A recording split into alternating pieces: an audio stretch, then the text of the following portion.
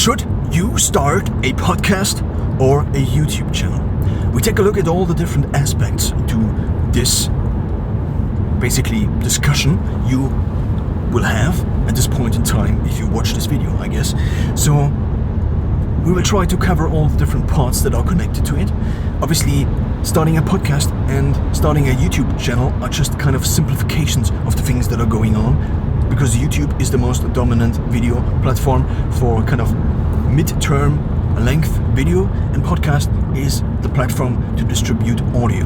So the question, let's now take a kind of a closer look at this question, is should you start audio only?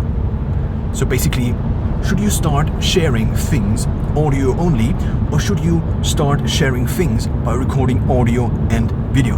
And this is already another question, but it at the same time obviously includes the other question I asked in the beginning, whether you should start a podcast or a YouTube channel. But by actually dissecting these two things, we actually now have the tools to understand better what makes sense in the long term, and also maybe in the short term and mid term. So when it comes to the media landscape we are in as humans, and also going back to the principles, not the principles, but just analyzing how humans actually can communicate with each other, then we have our perception. Our perception of reality has different proportions. So we have different senses, obviously being vision, so vision being a huge chunk of this perception of reality, and then there is audio, basically hearing or listening to things. And these two things are kind of the main ways we actually receive information from the outer world, if it exists. But these two main ways are then basically have their own media types. So if we take a look at the media types that exist these days, then we can actually just divide them into these three different types. The first is audio, the second is called visual. It's actually like something I came up with myself. The other two are based on words, on actual words. Visual also kind of, because Veni Vidi Vici, I came, I saw, I won, but visual is basically something that's visual. So I just created the word, I guess. Maybe it exists, but there's not something that's equivalent to audio and also video. So therefore I just said there is also visual. So now we have these three words, and these three things represent the media types that are out there. Something visual is something you can perceive at a given moment of time. But obviously you cannot perceive without time, because then the moments just would be infinitely small and you wouldn't be able to exist, because you cannot exist in an infinitely small moment, because you obviously need time to exist. But if we take a look at an image, for example, an image is something that's visual. It's something that kind of stands still, but in order to perceive it, you still need time. But that's something that's purely visual based. So the next thing is obviously just looking around in reality. It's something that's visually based, but visuals over time are just then kind of video. And then the other thing is sound. And if we actually capture sound, so basically if you don't capture, if sound would exist in a infinitely small moment, I mean it exists still, the vibrations in the air still exist, but the thing is that sound also needs time to exist. Therefore we have sound so audio basically as recorded sound of reality. So now the next thing is that we actually combine the visual side over time and also the audio, and then we have video. A book, for example. What is a book? A book or a blog or a magazine or a newspaper, these are things that are visually based and that basically stand still as they are. And if the medium itself is kind of moving, it's changing its shape and form, then we have video again. Now, obviously, there are things in between. For example, you can have animations on a website, and this means there are parts of a website that are moving, or like the books in Harry Potter, where the faces of the newspaper, for example, are moving, or the faces in the faces, for example, on the wall, obviously just pictures or paintings, are also moving. So this would be something in between, but that's too much detail for now, I guess. So now back to the question, should you start YouTube or a podcast? If you start YouTube, then obviously the thing is this. If you have something, this is basically already the main decision criteria. If you have something that also needs a visual component, then obviously go with video or maybe text or just visual stuff. But if something can exist or can be explained or can be, so if the information you want to share with the world also doesn't require additional visual stuff, then just go with podcast alone. These are basically if you want to start either a podcast or a YouTube channel. So therefore, I mean, there are also a lot of other things connected to this. Obviously, if you have the visual component of yourself, for example, connected to the voice you have in a podcast, if you speak your podcast yourself, then the problem obviously is that you have to be kind of okay with putting yourself out there, because you do. And if you are not okay with this single fact that you actually have to show your face, this also could mean that you first have to ask your employer, for example, for actually starting something like this. And if you just do audio alone, then obviously it's not that discoverable, and it's also not that identifiable with the person you are already, because it could be also somebody else that is speaking.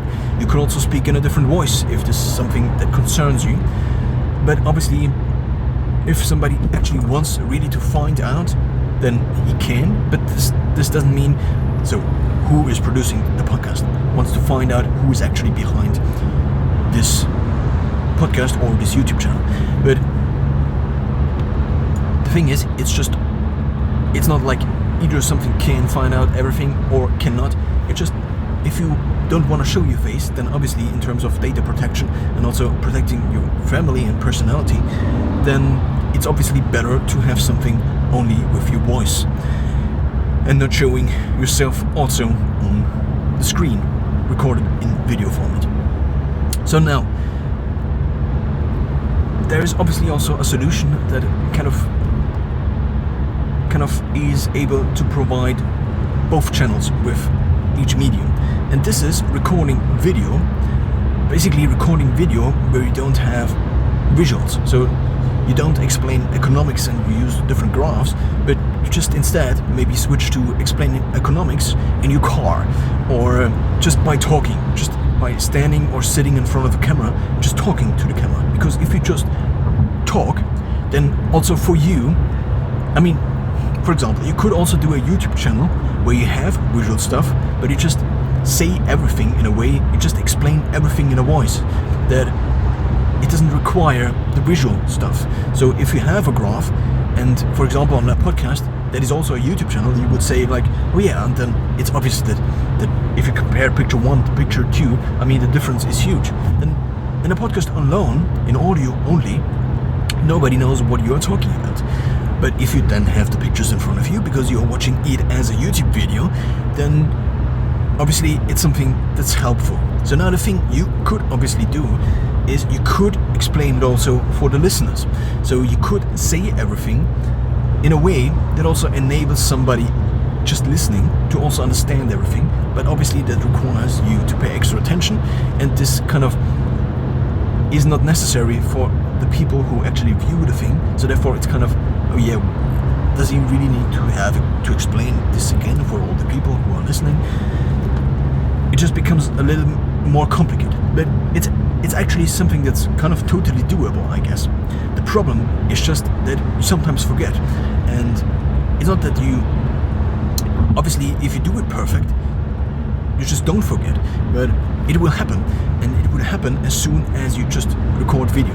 And if you don't record video, then you just are talking, and therefore just by the recording format itself, you have to explain, because otherwise nobody understands. Therefore it's also for you clear, and you don't have to think about this extra thing you also want to do when recording video or when recording audio only. So now obviously there is this solution where you just record videos of yourself that don't require an additional component, that is the visual component. And what you can then do is record video, for example, you talking into a camera and a microphone in a car, driving, and you could do it as a podcast. So I could just take this video and just upload it audio only as a podcast, and it would still work. Or I could take the video and upload it to any video platform, with YouTube being the most prominent video platform out there. Obviously nowadays there is also IGTV and Facebook Watch. Of the free ones, there is also Vimeo, but Vimeo is not really comparable to YouTube because it works differently. But obviously you would have these free main video distribution platforms, with YouTube being the most prominent one. And this means you can actually put the video file onto these platforms and have the exposure there. Also target basically the audience who just watches video about these things, or videos, or the video format, or uses the video format in order to understand these things or to consume these things. But you also can just take the video file and take the audio off of the video file and upload it as a podcast. When it comes to the kind of definitions we have, or if you take a look at the podcasts and video channels, so YouTube channels that already exist out there, then we have kind of the podcast format, with often being a talk show, with often being an interview between two persons, or kind of a talk, or just a talk of two persons that discuss something, or the one is the interviewee and the other one is the one that is actually interviewed. And but this is just the format. The podcast format itself is just a way to actually publish audio to the world. You could also publish music in this way, in this publishing or distribution way, the podcast way, but that's obviously something many people don't do, and many people just use podcast as a podcast. But you don't have to. You could do books and publish them as a podcast series. The thing is just that if you subscribe to something, then people just expect similar content. This means if you, for example, want to put out a book on psychology, the next thing is how to cook rice with vegetables, then these things are not very consistent in terms of the topic. And this means that you will actually, that's just a thing that's happening. If somebody is listening to you or watching your stuff, then if you're not consistent with the topic of your videos, then these people just don't know what to expect. And also the algorithms providing the people with the content, and these days it's algorithms mostly, then they have also the problem that they just don't know what to expect. This is nice when it comes to a slot machine, and this is something that works very much with humans, so this kind of principle of not being able to foresee what will happen, and this can get us excited due to dopamine release. But the thing is, when it comes to actually just subscribing to something, you just expect similar things, and these things also can be within the bigger topic, for example, of exploring different topics. The podcast can be about exploring different topics just by this person, and this could also be the concept, but the concept has to be persistent. So therefore, I would recommend just basically taking one interest of yours and just making one channel for this one interest. This one interest can be, I just explore the world. This could be one interest of you, and then this is the general theme of your podcast or video channel. But now, I think we have covered all the major things. You can do both at the same time. It requires some things. You can do only YouTube, you can do only podcast, and that's basically what you do, I guess. And what you do is also, in terms of getting into all of this, getting into basically speaking to a camera or speaking to a microphone, what is really helpful is not to have to think about the visual part, so not to have to think about setting up a light, or figuring out how cameras actually work, or figuring out how video files are, or how are they even stored. Also, just managing all of these things, like just managing video files. Obviously, video files are much larger because they just store more information, and this is also something to think about. So, in order to just get started, maybe maybe just start with audio alone. If you are comfortable with video, then I would recommend going with video. I mean, there are also other different aspects connected to this thing, because there is kind of a different relationship between people who listen to podcasts and the podcast hosts, and also people who watch YouTube. The thing is, you can listen to things while you're doing something else. For example, I could listen to a podcast while I am driving a car, whereas I could not really watch a video while I'm driving a car. So watching video, for the most part, requires your primary attention, so the thing you are doing basically at this point in time, whereas podcast can be an addition to things you are already doing, like jogging, like doing the dishes. So therefore, you just have much more time. If you are listening to a podcast, you just have more time to listen to audio, because you can also use all the times where you are already doing something that is already automated in the parts of your brain, or is already the habit or the task itself is already automated to a huge extent, like running, like jogging, like driving the car, and therefore you, with your rational mind, can still listen to something else, because you don't have to concentrate on doing the actual task. This means people on podcasts just have much more time at hand, and therefore the relationship is not like as on demand. It's not like, oh yeah, he's not saying the thing I wanted to see when I clicked on this video, therefore I just click on another video, but it's much more, I just put this podcast on and I then drive for the next 2 hours and I just listen to this one podcast, or maybe other podcasts, but the switching is not something that is there by design, because the switching is then something you have to do manually, whereas when watching YouTube, for example, I mean, you are already there, therefore the manual switching is kind of applied into it being the primary activity. Therefore, the relationship between the audience and the people who actually share the things, the relationship is just different on these two different mediums, and this is something I wanted to add.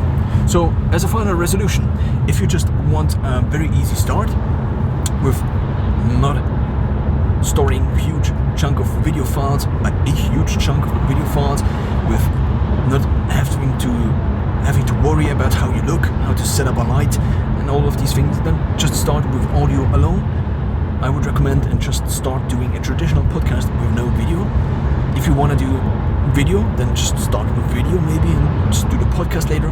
But the very nice solution is obviously to do both at the same time, which is possible if you take the video files, upload them to a video platform, and then there is a podcast host out there who's also kind of the equivalent of YouTube in the podcast space. It's called Anchor, and what this allows you to do, also me to do, is just to take the video files and to upload the video file directly, and Anchor then just takes the audio. So therefore you only have to store one single file per episode or per video, and this makes it very easy and a very easy start.